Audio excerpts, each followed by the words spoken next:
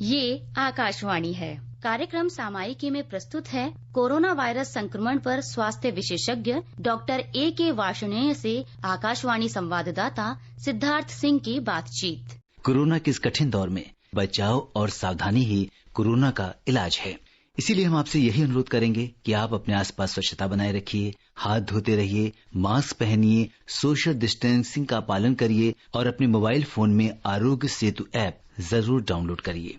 Doctor Varshney, अगर हम देखें तो देश में कोविड-19 के जो ठीक होने की दर है वो 48.07% हो गई है और इस दर में अगर हम देखें तो निरंतर सुधार हो रहा है। एक डेटा अगर हम नजर डालें तो लॉकडाउन के पहले चरण में रोगियों के ठीक होने की दर जो 11.42% थी, दूसरे चरण में 27% से अधिक हो गई और 18 मई को समाप्त लॉकडाउन के तीसरे चरण में ये दर 38.29% थी। तो धीरे धीरे हम ये देख रहे हैं कि जो लोगों के ठीक होने की दर है वो तेजी से बढ़ रही है। तो डॉक्टर वार्ष्णेय, इसका प्रमुख कारण क्या है? ये आपने ठीक कहा कि लोगों की जो ठीक होने की दर तेजी से बढ़ रही है। उसका कारण ये है कि देखिए, जो वायरस है इसकी इन्फेक्टिविटी तो ज्यादा है। इन्फेक्टिविटी का मतलब है कि अगर कोई व्यक्ति संक्रमित है और अगर आप अनप्रोटेक्टेड, जैसे अभी आपने भी कहा कि मास्क लगा के रहिए, एक सोशल डिस्टेंसिंग या दूरी बना के रखिए, अपने हाथों को सैनिटाइज करिए, अगर हम ये नहीं करते, अब उसके कई कारण हो सकते हैं। कई लोगों को नेचुरली देखिए, जैसे जब आप लॉकडाउन आप खोलने की बात हो रही है, क्योंकि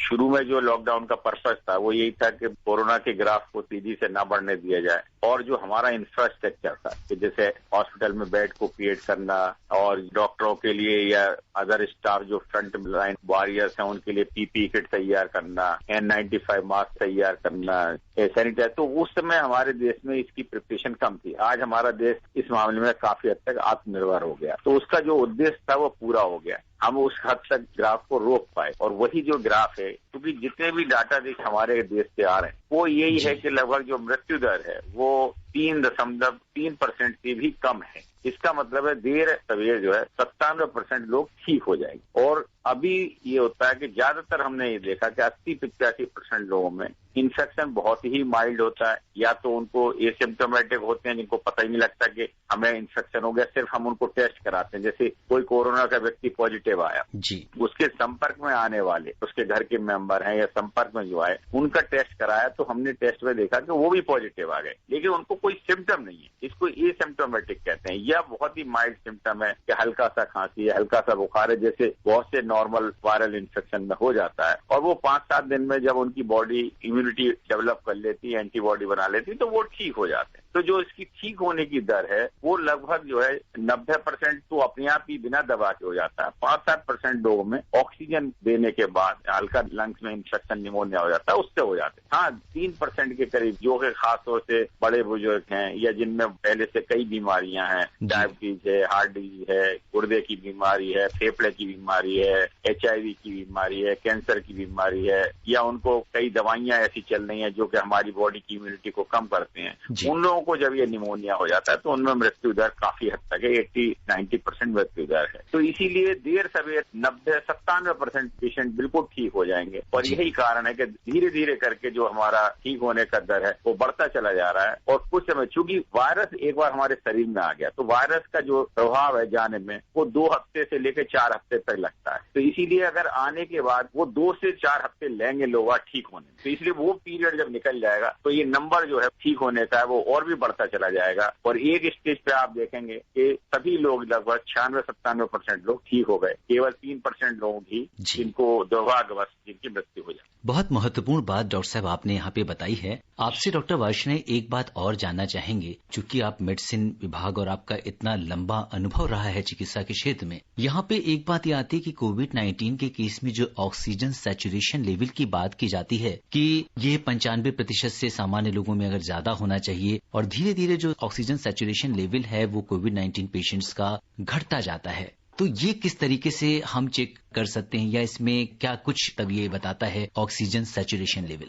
ऐसा होता है कि ज्यादातर केस में जो वायरस हमारे शरीर में घुसता है वो नाक और मुंह से घुसता है। और करीब 5-7 दिन तक ये वायरस हमारे गले में ही मल्टीप्लाई करता है। उस समय तक तो आपको हल्के इन्फेक्शन के सिम्टम होते हैं, जैसे आपको बुखार आएगा, खांसी होगी, थोड़ा बहुत किसी में नजला हो सकता है, किसी में और सिम्टम डायरिया या जो कॉमन सिम्टम वायरल इन्फेक्शन के होते हैं, सिर दर्द, शरीर दर्द, मसल में दर्द, वो हो सकते हैं। कुछ परसेंटेज केस में जहां मैं अभी आपको कहा इम्यूनिटी डाउन होती है, ये वायरस हमारा नीचे लंग्स में चला जाता है। जब वो लंग्स में चला जाता है तो जो लंग्स की कोशिकाएं हैं उनको प्रभाव करता है और उसको हम निमोनिया बोलते हैं। जब ये निमोनिया हो जाता है तो जो हमारे लंग्स हैं, जो फेफड़े हैं, वो हमारे ऑक्सीजन और कार्बन डाइऑक्साइड का काम करते हैं उनको हटाने का। वहां से जो ऑक्सीजन जाती है वो लंग्स के द्वारा फिल्टर होकर हमारे ब्लड में जाती है और जो ब्लड से कार्बन डाइऑक्साइड होती है वो लंग्स की सेल से, जब वो लंग्स की सेल काम नहीं करती, उनमें सूजन आ जाती है, तो वो फिल्टर जो एक तरीके का है वो हमारा ऑक्सीजनेशन सिस्टम है वो काम नहीं करता और उसमें ऑक्सीजन लेवल घटनी शुरू हो जाती है। सामान्य व्यक्ति का जो 95% के ऊपर होता है, अगर वो 90% से नीचे घटना शुरू हो जाए तो वो एक स्थिति गंभीर हो जाती है और कई बार वो 85%, 80% भी हो जाता है।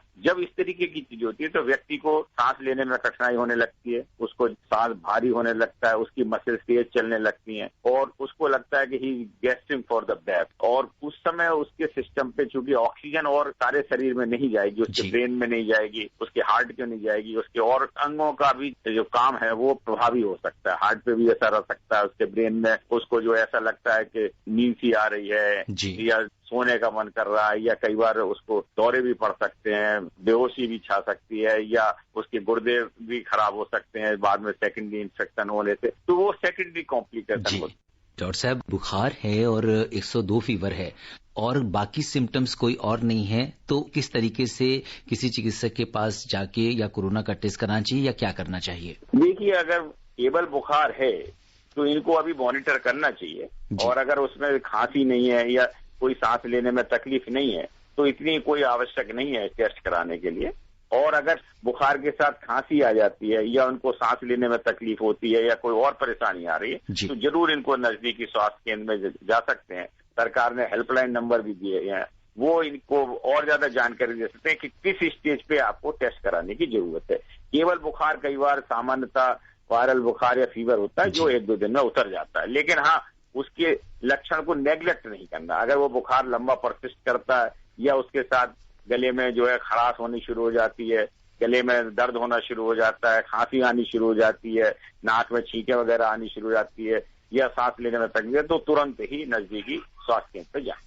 तो डॉक्टर वार्ष्णेय, सांस का फूलना भी क्या कोरोना का एक सिम्टम हो सकता है? ऑक्सीजन की कमी किसी भी इन्फेक्शन में, जिसको हम निमोनिया बोलते हैं, हर इन्फेक्शन में, केवल ये कोरोना का कोई स्पेशल नहीं है। निमोनिया इतने तरीके के वायरल निमोनिया होते हैं, बैक्टीरियल निमोनिया होते हैं। इससे पहले जैसे H1N1 निमोनिया या स्वाइन फ्लू की बात करें, उसमें भी निमोनिया होता था, उसमें भी लोगों की जो मृत्यु वो हाइपोक्सिया और ऑक्सीजन की कमी से ही होती है। तो ये जब किसी भी चीज से हमारे लंग्स प्रभावित हो जाते हैं उसको हम निमोनिया बोलते हैं और उसमें ऑक्सीजन की कमी हो सकती है और फिर हमें उस व्यक्ति को ऑक्सीजन देनी पड़ती है। अगर हाई फ्लो ऑक्सीजन देने से उसकी ऑक्सीजन लेवल नॉर्मल हो जाता है तो अच्छी बात होती है। कई बार हम हाई फ्लो ऑक्सीजन भी देते हैं, उससे भी नॉर्मल नहीं होते, तब हमको उसको ऑक्सीजन देने वाली मशीन, जिसको हम वेंटिलेटर बोलते हैं सामान्यतः, उस पर डालना पड़ता है, जिससे कि हम फोर्सफुली, जब नॉर्मल हम ऑक्सीजन देते हैं तो उसका फोर्स नहीं होता है, जब हम वेंटिलेटर देते हैं तो उसको हम फोर्स के द्वारा ऑक्सीजन दे सकते हैं और उससे कई लोगों को इम्प्रूवमेंट मिलता है। लेकिन अनफॉर्चुनेटली कुछ पेशेंट को वेंटिलेटर डालने के बाद भी और भी जो है दवाइयां देने के बाद, क्योंकि अभी इस वायरस की कोई स्पेसिफिक मेडिसिन कि भाई ये वायरस पे असर करेगी और ये वायरस को किल कर देगी, वो अभी नहीं आई है। सारे वर्ल्ड में चूंकि ये बीमारी है, काफी तरीके की दवाइयां ट्राई की जा रही हैं लगातार, परंतु ऐसी कोई प्रभावी दवा अभी तक नहीं आई कि हम ये दवा दे देंगे तो वायरस किल हो जाए। जी डॉक्टर साहब, हम लोग उम्मीद करते हैं कि बहुत जल्दी ही कोरोना की दवा और इसकी जो वैक्सीन है वो विकसित की जाएगी। बहुत सारे वैज्ञानिक और डॉक्टर्स इसके ऊपर काम कर रहे हैं। डॉक्टर वार्ष्णेय, आप कोविड-19 के इस विशेष कार्यक्रम से जुड़े और आपने हमारे प्रश्नों का उत्तर दिया, आपका बहुत बहुत धन्यवाद। धन्यवाद। श्रोताओं, आज के अंक में बस इतना ही। कोरोना के प्रति जागरूकता और सावधानी ही कोरोना से बचाव है। आप स्वस्थ और सुरक्षित रहते हुए दूसरों को भी सुरक्षित रखें। अभी आप सुन रहे थे कोरोना वायरस संक्रमण पर स्वास्थ्य विशेषज्ञ डॉक्टर A.K. वार्ष्णेय से आकाशवाणी संवाददाता सिद्धार्थ सिंह की बातचीत। ये कार्यक्रम आकाशवाणी के समाचार सेवा प्रभाग द्वारा प्रस्तुत किया गया। इसे आप हमारे mobile app news on AIR पर भी सुन सकते हैं। इस कार्यक्रम के संबंध में अपनी प्रतिक्रिया आप हमें ईमेल कर सकते हैं। पता है AIRNSDtalks@gmail.com। ये कार्यक्रम फिर से सुनने के लिए लॉग ऑन करें हमारी वेबसाइट newsonair.com।